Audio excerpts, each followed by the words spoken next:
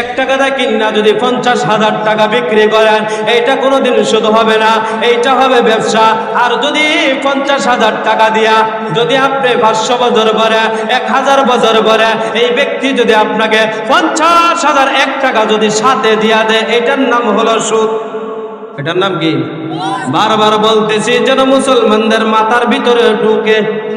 মুসলমান, বেশিরভাগ মুসলমানদের মাথার ভিতরে কুত্তা ভরসাপ করে দিছে। বিশ্বাস করেননি?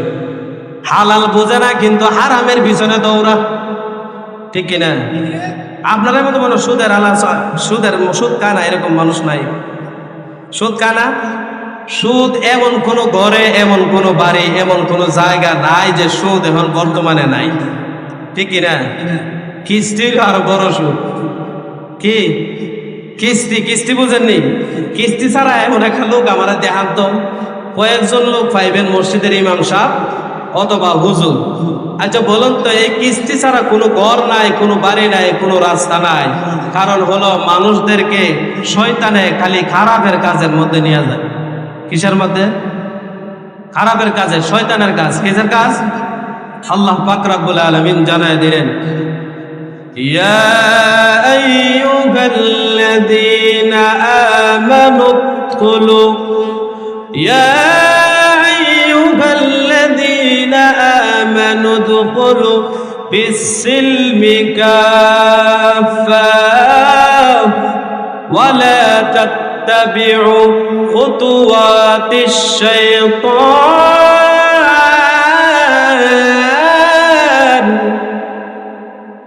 আল্লাহ বলেন, তোমরা জানো নি শয়তান তোমাদের প্রকাশ্য শত্রু। শয়তান কি শত্রু?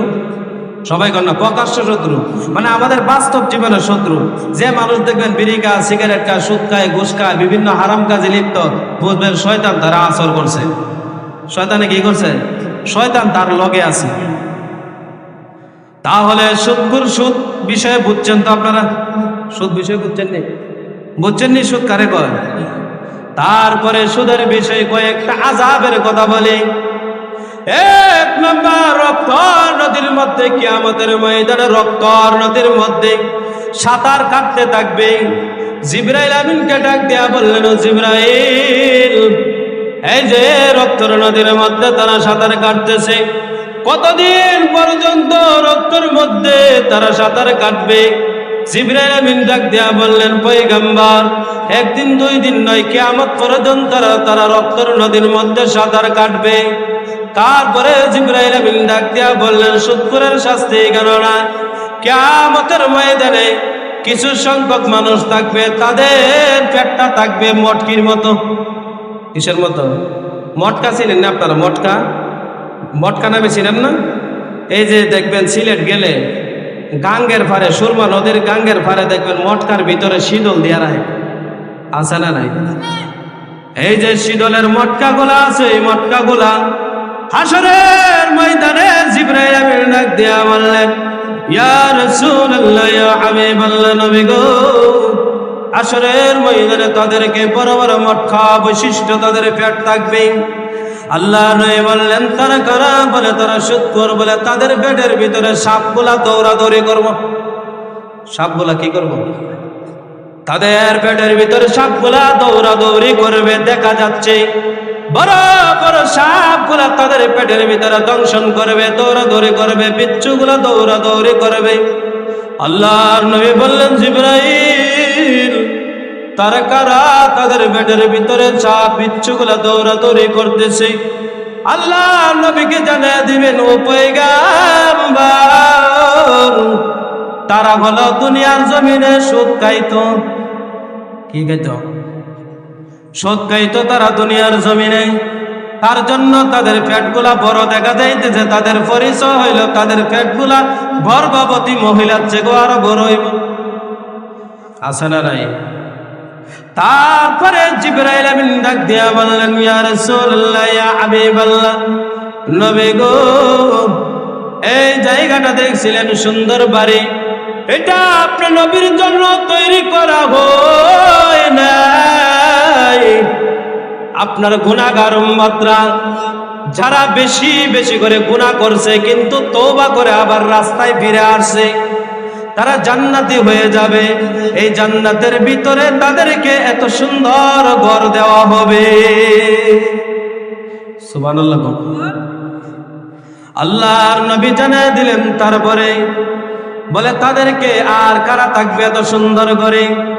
আল্লাহ রাব্বুল আলামিন জানিয়ে দিলেন সূরাতুল বাকারার 2 নম্বর পারা 2 নম্বর পৃষ্ঠার মধ্যবর্তী অবস্থা, ইয়া আইয়ুহাল্লাযীনা আমানুত্তাকুল্লাহ আমানুস্তাঈনু বিস-সাবরি ওয়াস-সালাহ ইন্নাল্লাহা মা'আস-সাবিরিন ওয়া লা তাকুলু লিমান ইউকতালু ফী সাবিলিল্লাহি আমওয়াত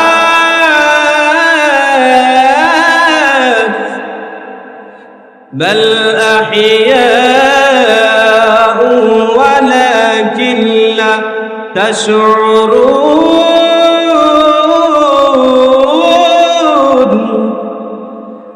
আল্লাহ রাব্বুল আলামিন জানিয়ে দিবেন, ওয়ালা তাকুলু লিমান ইউকতালু ফী সাবিলিল্লাহি আমওয়াত।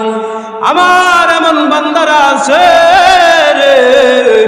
যেই বান্দারা আমি আল্লাহর রাস্তায় শহীদ হয়েছে, আমি আল্লাহর রাস্তায় জিহাদ করেছে, আমি আল্লাহর রাস্তায় জীবন দিয়েছে, কোরআনের রাস্তায় জীবন দিয়েছে, আমার নবীর সম্মান রক্ষা করার জন্য জীবন দিয়েছে, তাদেরকে আমি পুরস্কার দিব। কেমন পুরস্কার দিব জানো? আমি আল্লাহ বিনা হিসেবে পুরস্কার দিয়া দিব। তারপরে হাদিস শরীফের মধ্যে আছে, আল্লাহ নবী বললেন, যারা দ্বীনের জন্য শহীদ হইল, কুরআনের জন্য শহীদ হইল, নবীর সম্মানার্থে খুশি করে জীবন দিয়ে দিল, তাদেরকে এমন একটি ঘর দেওয়া হবে, জয় ঘরের ভিতরে আমার নবী বললেন, আমি যে ঘর জিবরাইল আমিন দেখাইলেন, এত সুন্দর ঘর শহীদদেরকে দেওয়া হবে। সুবহানাল্লাহ। সুন্দর ঘর কারে দেওয়া হবে? যারা শহীদ কোরআনের জন্য, আল্লাহর জন্য, রাসূলের জন্য, ইসলামের জন্য যারা শহীদ হয়েছে, জীবন দিয়েছে, তাদেরকে আল্লাহ এত সুন্দর ঘর দিয়ে দিবে। সুবহানাল্লাহ। তারপরে আমরা সামনের দিকে এগিয়ে যাই। জিবরাইল আলাইহিস সালাতু ওয়াস সালাম আল্লাহর নবীকে বললেন, নবী গো, আপনি বুরাকের মধ্যে ওঠেন। বুরাকের মধ্যে উঠিয়া প্রথম নম্বর আসমানের মধ্যে গেলেন।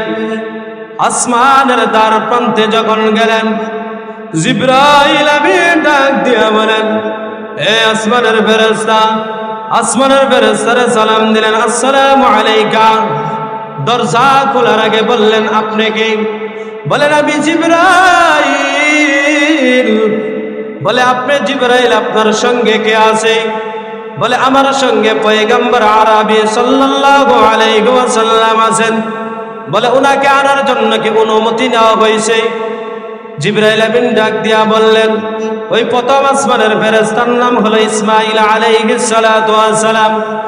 ইসমাঈল আলাইহিস সালাতু ওয়াস সালাম ডাক দিয়া বললেন, ও ফেরেশতা, নবীকে আনার জন্য, রাহমাতুল লিল আলামিনকে আনার জন্য আমাকে আল্লাহ রাব্বুল আলামিন নিজে পাঠাইয়া দিলেন। সুবহানাল্লাহ। ইসমাঈল ফেরেশতা বলেন, আমি আমার তত্ত্বাবধানে ৭০,০০০ ফেরেশতা কাজ করে। কয় হাজার? বুঝেন না আপনারা? বুঝেন না আমার কথা? ইসমাঈল প্রথম আসমানের ফেরেশতার লিডারের নাম হলো ইসমাঈল। ইসমাঈল আলাইহিস সালাতু ওয়াস সালাম ফেরেশতার তত্ত্বাবধানে আরো ৭০,০০০ ফেরেশতা কাজ করে। ওই ৭০,০০০ ফেরেশতার আরো তত্ত্বাবধানে আরো ৭০,০০০ ফেরেশতা করে কাজ করে। ইসমাঈল আলাইহিস সালাতু ওয়াস সালাম দরজা, আসমানের দরজা খুলিয়া দিলেন। আমার নবীকে নিয়ে প্রথম আসমানের উপরে উঠলেন। ওঠার পরে সমতল জায়গার মধ্যে গিয়া দেখলেন হযরত আদম আলাইহিস সালাতু ওয়াস সালাম চাদর মুড়ি দিয়া বইসা আছে। সুবহানাল্লাহ। কে বইসা আছে? আমাদের আপনার যারা আছে পৃথিবীর ভিতরে সকলের বাবা হযরত আদম আলাইহিস সালাতু ওয়াস সালাম।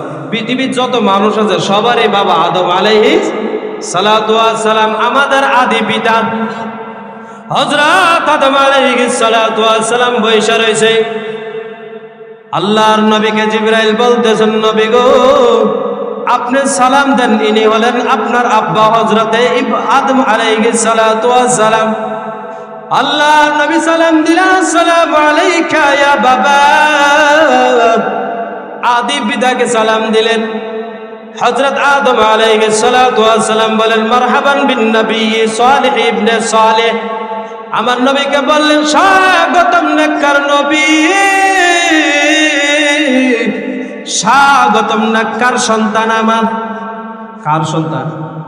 হযরত আদমের সন্তান, তার জন্য বলতে সালেহ ইবনে সালেহ। মারহাবান বিন নবী সালেহ ইবনে সালেহ, নেককার নবী, নেককার সন্তান আবার, তোমাকে স্বাগতম, তোমাকে স্বাগতম। সুবহানাল্লাহ।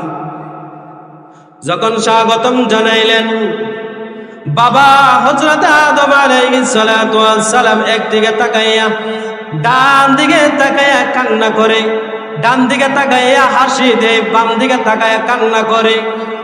আল্লাহর নবী জিবরাইলকে ডাক দিয়া বললেন, ও জিবরাইল,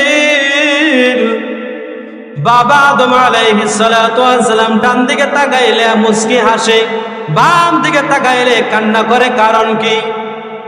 হযরত জিবরাইল আলাইহিস সালাতু ওয়াস সালাম ডাক দিয়া বললেন, ও পয়গম্বর, ডান দিকে হযরত আদমের সন্তানগুলা জান্নাতের ভিতরে বিচরণ করতেছে, আর বাম দিকে তাকাইলে জাহান্নামে নিক্ষেপ করে আযাব চলতেছে তার জন্য।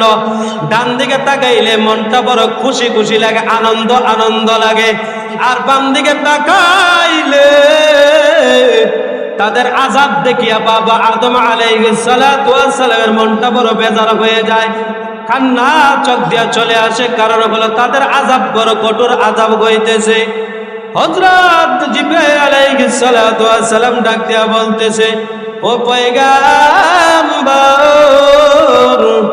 ডান দিকে তাকাইলে জান্নাতীদেরকে দেখতে পারে, আর বাম দিকে তাকাইলে জাহান্নামীদেরকে দেখতে পায়। তার জন্য আদম নবী কান্না করে হাসির কারণ। বাবা আদম আলাইহিস সালাতু ওয়াস সালাম, আমার নবী বললেন, আমার বাবা আদম আলাইহিস সালাতু ওয়াস সালাম আমাকে কল্যাণের জন্য দোয়া করে দিলে। কি করে দিছে? কল্যাণের দোয়া। কিসের দোয়া? কল্যাণ।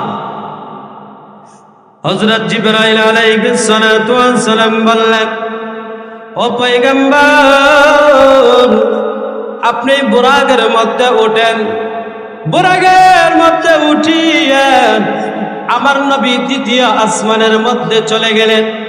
দ্বিতীয় আসমানের দরজার সামনে গেলেন, যাওয়ার পরে আবার ওই আসমানের ফেরেশতার কাছে অনুমতি নিলেন। ওই ফেরেশতা ডাক দিয়া কয়, জিবরাইল, কাকে তুমি নিয়ে আসছো? বলে মুহাম্মাদুর রাসূলুল্লাহ সাল্লাল্লাহু আলাইহি ওয়াসাল্লামকে নিয়ে আসে। বলে কোনো অনুমতি আছে না? বলে অনুমতি নিয়ে আসে। দ্বিতীয় আসমানের মধ্যে উঠছেন, ওইটা দেখেন দুইজনকে, একজন হলো ঈসা ইবনে মারিয়াম, আরেকজন হলো ইয়াহিয়া ইবনে জাকারিয়া। দুইজন খালাতো ভাইয়ের সাথে দেখা হয়েছে। আল্লাহর রাসূলের সম্পর্ক খালাতো ভাই হয়। ওই দুইজনের সঙ্গে দ্বিতীয় আসমানে যখন সাক্ষাৎ হয়েছে, আল্লাহর নবী জানায়া দে, আমার দুই ভাই আমার জন্য কল্যাণের জন্য দোয়া করছে। সুবহানাল্লাহ। কিসের জন্য দোয়া করছেন? কল্যাণের জন্য দোয়া করছেন। আমি যখন তৃতীয় আসমানের যখন আমি দ্বার প্রান্তে গেলাম, তখন তৃতীয় আসমানের ফেরেশতাকে জিবরাইল আমিন সালাম দে। সালামের উত্তর দিয়া বলে, তুমি কে? বলে, আমি জিবরাইল আলাইহিস সালাতু ওয়াস সালাম। বলে, জিবরাইল তোমার সাথে কে? বলে, তিনি হলেন দুজাহানের বাদশা, সরকার আলম দুজাহানের বাদশা নবী মুহাম্মদুর রাসূলুল্লাহ সাল্লাল্লাহু আলাইহি ওয়াসাল্লাম। বললেন, অনুমতি কে আছে? বলে, অনুমতি নিয়ে আসছে, আমার আল্লাহ নিজে পাঠাইছেন আমাকে। বলে, যাও যাও। 3 নম্বর আসমানের মধ্যে উঠিয়া দেখলেন হযরত ইউসুফ আলাইহিস সালাতু ওয়াস সালাম একটি কোণার মধ্যে বসে রয়েছে। আল্লাহর নবী হাদিসের মধ্যে বর্ণনা করেন, এ দুনিয়ার